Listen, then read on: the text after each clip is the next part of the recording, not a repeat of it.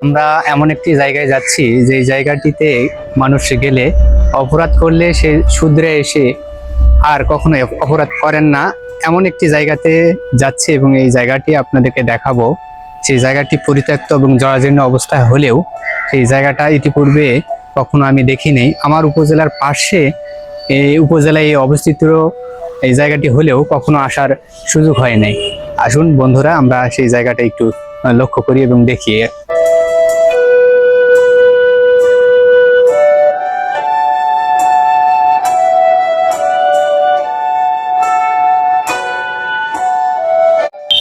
সেই কারাগার, যে কারাগারটি বিরামপুর উপকারাগার নামে পরিচিত। প্রায় 1984 সালে এরশাদ সরকারের আমলে এই কারাগারটি নির্মিত হলেও এখন জরাজীর্ণ এবং ধ্বংসস্তূপ হিসাবে পরিণত হয়ে আছে।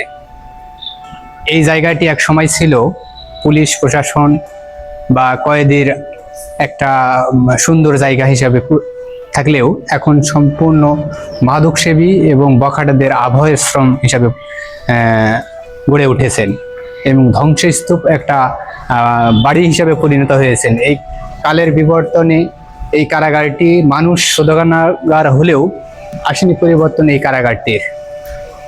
দেখুন বন্ধুরা, এই কারাগারটি আসলে কেমন অবস্থায় আছে। দিনাজপুর দক্ষিণাঞ্চলের মানুষের দীর্ঘদিনের একটি স্বপ্ন বিরামপুর উপকারাগার।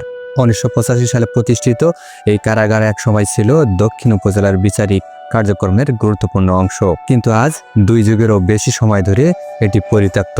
ভাঙা দেওয়াল, ঝোপঝাড়ে ঢাকা চত্বর আর মাদকসেবীদের আড্ডা। এই কি তার বর্তমান পরিচয়?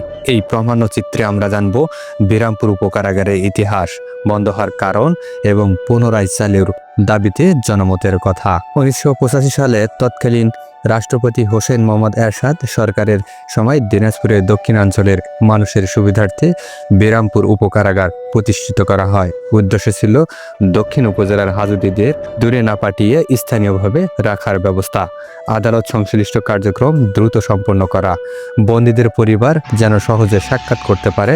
এই উপকারাগারটি বিশেষভাবে উপকৃত নবাবগঞ্জ, গোড়াঘাট, হাকিমপুর এবং বিরামপুর উপজেলার মানুষের। প্রায় 2 যুগ আগে প্রশাসনিক সিদ্ধান্ত ও অবকাঠামোগত সংকটের কারণে উপকারাগারটি বন্ধ হয়ে যায়। রক্ষণাবেক্ষণের অভাব, জনবল সংকট এবং সংস্কারের উদ্যোগ না থাকায় ধীরে ধীরে এটি পরিত্যক্ত ভবনে পরিণত হয়। আজ এই কারাগার জরাজীর্ণ, ভাঙাচোরা, অবৈধ কর্মকাণ্ডের ঝুঁকিপূর্ণ স্থান। একটি গুরুত্বপূর্ণ সরকারি স্থাপনা এখন ধ্বংসের পথে। গোড়াঘাট থেকে দিনাজপুর সদর প্রায় 100 কিলোমিটার দূরে।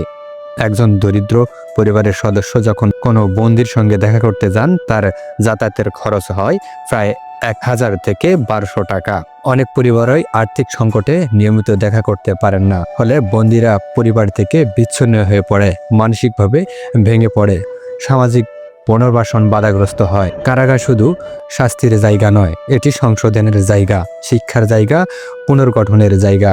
স্থানীয়দের মতে শুধু বিরামপুর উপকারাগার নয়, এই অঞ্চলের আরও কিছু অসমাপ্ত কাজ বাস্তবায়ন জরুরি।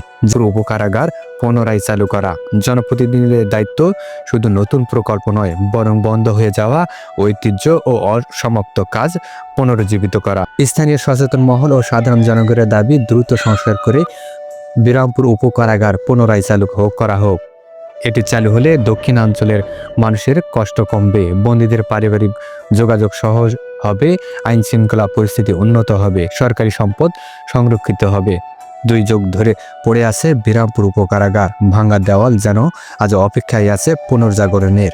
বন্ধুরা, যে কারাগারটি নিয়ে জল্পনা কল্পনা এবং অনেক কাহিনী আপনাদের শোনালাম, এই কারাগারটি বলা যায়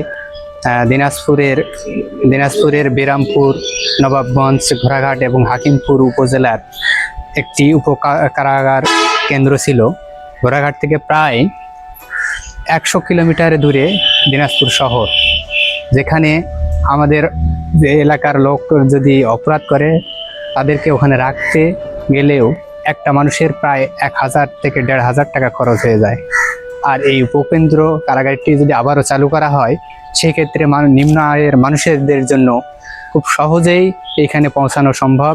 অনেক সুবিধার্থে এই কারাগারটি মনে হয় যে আবারও চালু করা হোক।